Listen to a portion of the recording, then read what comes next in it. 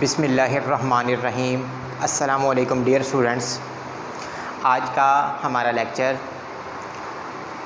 Exercise 2.5 और exercise 2.5 को start करने से पहले स्टूडेंट्स हमने आज ना कुछ मल्टीप्लिकेशन के लाज हैं उनको अंडरस्टैंड करना है। उसके बाद हम इस एक्सरसाइज को स्टार्ट करेंगे तो इंशाल्लाह फिर एक्सरसाइज बहुत आसान और इजी जो है ना आपको समझ आ जाएगी। तो सबसे पहले आज हम जो मल्टीप्लिकेशन के लाज हैं उनको समझेंगे कि वो लाज क्या हैं। तो स्टूडेंट्स, जिस तरह पीछे हमने एक एक्सरसाइज सॉल्व की थी जिसके अंदर दो किस्म के लाज थे और वो जो लाज थे ना वो एडिशन के थे, यानी कि एक ला था कम्यूटेटिव लॉ ऑफ एडिशन था और एक एसोसिएटिव लॉ ऑफ एडिशन था। अब कुछ जो है ना न्यू या नेक्स्ट जो लाज आएंगे या आए हैं वो मल्टीप्लिकेशन के लाज हैं। तो मल्टीप्लिकेशन के जो है वो चार लाज हैं स्टूडेंट्स। मल्टीप्लिकेशन के जो चार लाज हैं वो कौन कौन से हैं? नंबर एक में कम्यूटेटिव लॉ ऑफ मल्टीप्लिकेशन है। Commutative law of multiplication students ये वही लॉ है जिस तरह हमने ना पीछे जो एडिशन का लॉ था उसमें हमने दो वैल्यूज़ को पढ़ा था कि अगर लेफ़्ट साइड में दो वैल्यूज़ असेंडिंग ऑर्डर के साथ ऐड हो रही हों और जो राइट साइड है उसमें वो डिसेंडिंग ऑर्डर के साथ ऐड हो रही हों और दोनों का रिज़ल्ट एक जैसा आए, ऐसे लॉ को कम्यूटेटिव लॉ ऑफ एडिशन कहते हैं।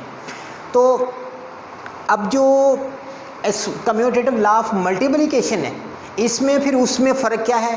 पहली बात तो स्टूडेंट्स ये है कि जो एडिशन है उसमें जो दरमियान में साइन है वो एडिशन का आएगा और जो मल्टीप्लिकेशन है इसमें जो साइन है वो दरमियान में मल्टीप्लिकेशन का आ जाएगा।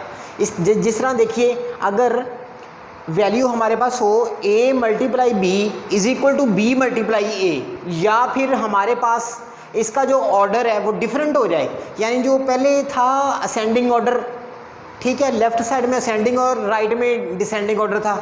अब जो राइट साइड है यानी जो अब नेक्स्ट जो पोजीशन बनेगी इसकी या हालत बनेगी वो इस तरह भी बन सकती है कि भाई जो डिसेंडिंग ऑर्डर है वो पहले और जो असेंडिंग ऑर्डर है वो बाद में आ सकता है।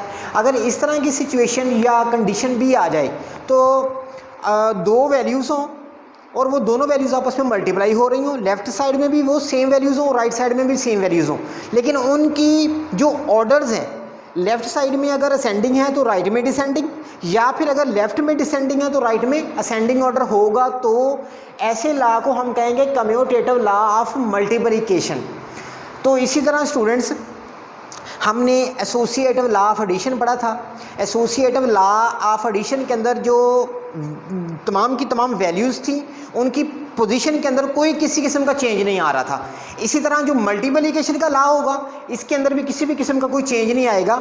तो हम क्या करेंगे कि अगर लेफ़्ट साइड में थ्री वैल्यूज़ आपस में मल्टीप्लाई हो रही हों और राइट साइड में भी वही वैल्यूज़ सेम ऑर्डर के साथ मल्टीप्लाई हो रही हों और फिर उनका रिज़ल्ट वो क्या आ जाए, सेम आ जाए, तो ऐसे लॉ को हम एसोसिएटिव लॉ ऑफ मल्टीप्लिकेशन कहेंगे।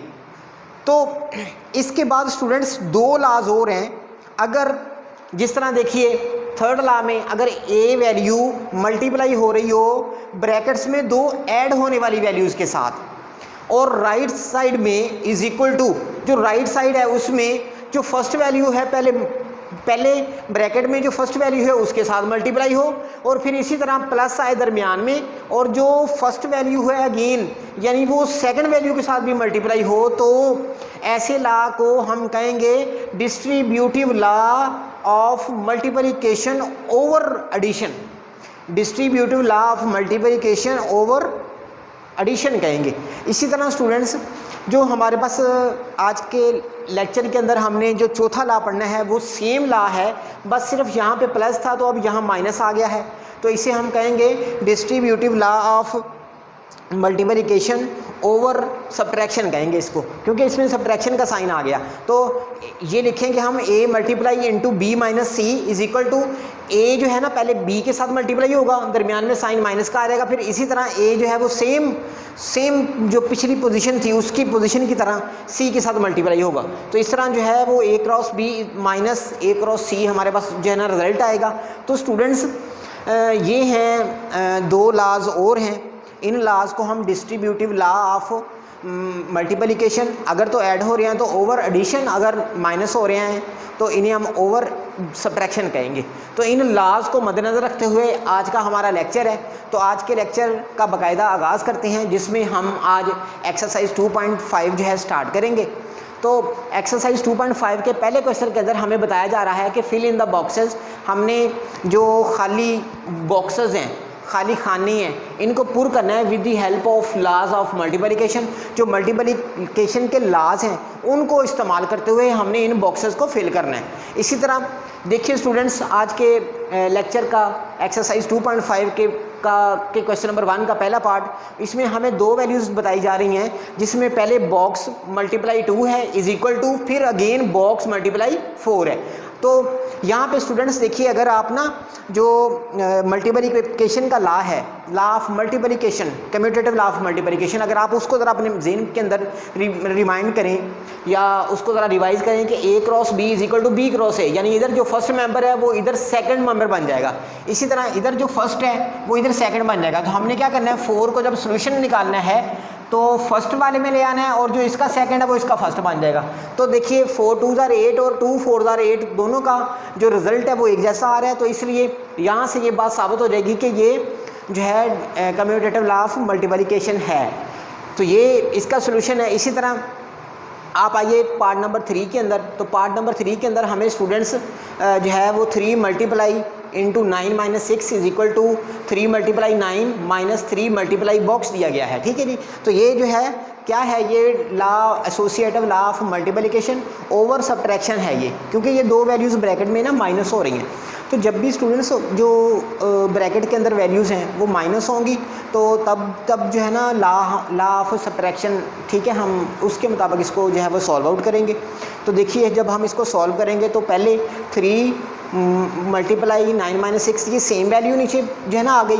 इसी तरह फिर 3 मल्टीप्लाई 9 माइनस 3 मल्टीप्लाई ये जो बॉक्स था, अब देखिए स्टूडेंट्स, ये जो फर्स्ट मेंबर था वो फर्स्ट के साथ मल्टीप्लाई हुआ, दरमियान में माइनस आया, सेकंड के साथ यानी फर्स्ट मेंबर अगेन सेकंड के साथ मल्टीप्लाई होगा। तो इधर सेकंड मिसिंग था, आपने क्या करना है, सेकंड को जो है ना इधर सेकंड की पोजीशन में ले आना है। इस तरह ये पार्ट जो है वो सॉल्व हो जाएगा। अगर आप इनको सॉल्व करेंगे तो इनके जो सोल्यूशन है वो इक्वल आएंगे। इसी तरह इसका मैंने एक पार्ट नंबर 8 लिया है। पार्ट नंबर 8 के अंदर हमें जो है बताया जा रहा है कि 1 मल्टीप्लाई, दोनों बॉक्सेस दिए गए हैं ब्रैकेट में, और ये है जो है ना associative law of multiplication over intersection, over subtraction या ओवर माइनस या डिफरेंस भी हम इसे कह सकते हैं। तो इस लॉ के अंदर देखिए स्टूडेंट्स, आपने जब इसको सॉल्व करना है तो सबसे पहले 1 का 1 आ जाएगा, ये दोनों बॉक्सेस थे, ठीक है। तो इधर देखिए 1 मल्टीप्लाई 11, ये जो रूल है उस रूल के मुताबिक, इस रूल के मुताबिक A मल्टीप्लाई इधर B है। इसी तरह 1 मल्टीप्लाई बॉक्स 1 मल्टीप्लाई 1 इधर मिसिंग है, तो आपने क्या करना है, इधर से फर्स्ट को फर्स्ट में ले आना है जब सॉल्व करना है। तो 11 हमारे पास है। इसी तरह फिर अगेन 1 मल्टीप्लाई 12 आ जाएगा। तो हमारे पास इधर जो ब्रैकेट्स के सेकंड मेंबर और इधर से भी ब्रैकेट का फर्स्ट मेंबर और सेकंड मेंबर दोनों इधर मल्टीप्लाई होंगे 1 बाई 1। तो इस तरह ना आपने क्या करना है, ये जो 1 जिसके साथ पहले मल्टीप्लाई होगा वो पहले बॉक्स में आ जाएगा, इसी तरह 1 जिसके साथ बाद में मल्टीप्लाई होगा वो सेकंड बॉक्स के अंदर आ जाएगा। तो इस तरह ये जो पार्ट है ये भी सॉल्व आउट हो जाएगा। इसी तरह स्टूडेंट्स देखिए इसका पार्ट नंबर आप 9 देखिए। पार्ट नंबर 9 के अंदर जो है हमें डायरेक्ट जो है वो मल्टीप्लिकेशन का ना एसोसिएटिव लॉ बताया जा रहा है कि पहली वैल्यू मिसिंग है, अगली दोनों वैल्यूज़ मौजूद हैं। फिर उसके बाद फर्स्ट वैल्यू जो है फर्स्ट सेकंड यानी पहली 2 वैल्यूज़ हैं, फिर थर्ड वैल्यू मिसिंग है। तो हमारे पास जो लॉ था ना स्टूडेंट्स वो ये था मल्टीप्लिकेशन का एसोसिएटिव लॉ जो था A multiply B multiply C था, ठीक है। तो हमारे पास इधर A नहीं है, तो इधर फिर A है, तो A को एक ही जगह पे ले आए। तो 2 मल्टीप्लाई 11 मल्टीप्लाई 9, इसी तरह 2 मल्टीप्लाई 11 मल्टीप्लाई जो मिसिंग है इधर से थर्ड मेंबर वो इधर से देख के इधर पुट कर दें। इस तरह ये सॉल्व हो जाएगा।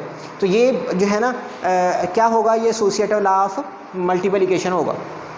इसी तरह इसका पार्ट नंबर 10 में अगर आप आएँ तो पार्ट नंबर 10 के अंदर हमें अगेन जो डिस्ट्रीब्यूटिव लॉ ऑफ जो एडिशन है, ठीक है, वो जो है यहाँ पर जो है वो बताया जा रहा है over distributive law of multiplication over addition वाला, ठीक है।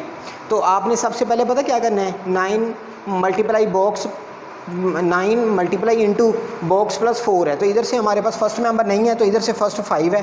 आपने 5 इसको यानी जो 9 मल्टीप्लाई बॉक्स होना था, तो इधर 9 नहीं है, तो इधर आप 9 रख लें, 9 मल्टीप्लाई 5 आ जाएगा, तो 5 इधर फर्स्ट में ले आएँ। इसी तरह फिर सेकंड के अंदर दोनों ही नहीं है, तो 9 मल्टीप्लाई 4, तो 9 मल्टीप्लाई 4। इस तरह ये जो है ना पार्ट आपका पूरा जो है वो सॉल्व हो जाना चाहिए। तो मैं उम्मीद करता हूँ कि आपको ये जो है वो समझ आ गया होगा। और इसके अलावा स्टूडेंट्स इसके कुछ और पार्ट्स हैं, तो काइंडली आप वो बताते खुद सॉल्व कीजिएगा। तो ये आपको ये बड़े आसान हैं, बस आप इन लाज को मद्देनज़र रखते हुए फिर इनको सॉल्व कीजिएगा। इसी तरह क्वेश्चन नंबर 2 की तरफ आते हैं। तो क्वेश्चन नंबर 2 के अंदर हमने ना जो हमें दी गई कंडीशंस हैं उनको हमने नंबर 1 तो प्रूफ करना है, नंबर 2 हमने उनकी आइडेंटिफिकेशन करनी है कि उनके अंदर जो इस्तेमाल होने वाला ला है वो कौन सा ला है। ठीक है जी। तो स्टूडेंट्स देखिए पार्ट नंबर 1 के अंदर हमें 3 + 2 = 2 + 3, ये एक सिंपल सी वैल्यू दी गई है। जब हमने इसको सॉल्व करना है तो आपने सेम वैल्यू पहले लिखनी है, फिर दोनों को ऐड कीजिए। 3 + 2 = 5, 2 + 3 = 5। देखिए 5 = 5, तो ये दो वैल्यूज़ थी आपस में ऐड हो रही थी। ये हमने पिछली एक्सरसाइज में भी पढ़ा था 2.3 के अंदर। तो 2.3 के अंदर हमने पढ़ा था कि अगर दो वैल्यूज़ लेफ़्ट साइड में असेंडिंग ऑर्डर के साथ और राइट साइड में डिसेंडिंग ऑर्डर के साथ ऐड हो तो ऐसे ला को जो है ना कम्यूटेटिव लॉ ऑफ एडिशन कहते हैं। तो इसलिए hence shows that left hand side = right hand side. ये हैंस शोज़ दैट क्यों हो गया? क्योंकि दोनों जो आंसर्स हैं वो इक्वल आ गए हैं, इस वजह से ये शो हो गया। और जो इसकी आइडेंटिफिकेशन है वो क्या है? वो ये है कम्यूटेटिव लॉ ऑफ एडिशन। ठीक है जी, क्योंकि ये दो वैल्यूज़ आपस में एक दूसरे के अंदर ऐड हो रही हैं, इसलिए इसे हम कम्यूटेटिव लॉ ऑफ एडिशन कहेंगे। इसी तरह स्टूडेंट्स मैंने इस क्वेश्चन नंबर 2 का पार्ट नंबर 2 भी लिया है। इसके अंदर हमें 3 वैल्यूज़ दी गई हैं, तो वो तीनों वैल्यूज़ जिस तरह 1 × 3 × 2 है, तो यानी 3 वैल्यूज़ हैं। तो राइट साइड में भी वही 3 वैल्यूज़ हैं, ठीक है, लेकिन सिर्फ इनकी ना ब्रैकेट्स में फ़र्क आ रहा है। तो बस ये फ़र्क के साथ ना ये सारी तीनों वैल्यूज़ सेम दोनों जो है ना साइड्स में सेम ऑर्डर के साथ मौजूद हैं। तो जब आप इन्हें सॉल्व करेंगे तो सॉल्व करने के लिए सबसे पहले इनको सेम वैल्यू को लिखना है। 1 का 1 आ गया। सबसे पहले स्टूडेंट्स जब हम इनको सॉल्व करते हैं तो सबसे पहले ब्रैकेट्स को सॉल्व करते हैं, तो 3 + 2 6 हो जाएगा। 6 × 1 = 6, लेफ्ट हैंड साइड मुकम्मल हो गई। इसी तरह राइट को सॉल्व कीजिए। 1 × 3 = 3 × 2 सेम नीचे आ जाएगा। 3 × 2 = 6, दोनों साइड से इक्वल हो गई हैं, तो इसलिए हम इसे कहेंगे कि hence shows that left hand side = right hand side. इसी तरह जब हमने इसकी आइडेंटिफिकेशन करनी है ला की, तो ये 3 वैल्यूज़ थी जो आपस में एक दूसरे के साथ तीनों की तीनों मल्टीप्लाई हो रही थी। अगर 3 वैल्यूज़ आपस में एक दूसरे के साथ मल्टीप्लाई हो रही हों तो ऐसे ला को हम एसोसिएटिव लॉ ऑफ मल्टीप्लिकेशन कहते हैं। तो ये सिंपल मल्टीप्लिकेशन का लॉ था। तो ये था आज का हमारा लेक्चर स्टूडेंट्स। तो मैं उम्मीद करता हूँ कि आपने जितना क्वेश्चन नंबर 2 को यानी क्वेश्चन नंबर 2 के फर्स्ट 2 पार्ट्स हमने कर लिए हैं, तो ये आपको समझ आ गया होगा। तो आज का लेक्चर इख्तिताम को पहुंचता है। इससे पहले मैं आप लोगों को ये बताता जाऊं कि अगर किसी तालिब इल्म को कोई मसला हो तो काइंडली वो हमसे कंसर्न कीजिएगा। इंशाल्लाह हम उनका वो मसला समझ के उसको सॉल्व करने की कोशिश करेंगे। तो थैंक यू, अल्लाह।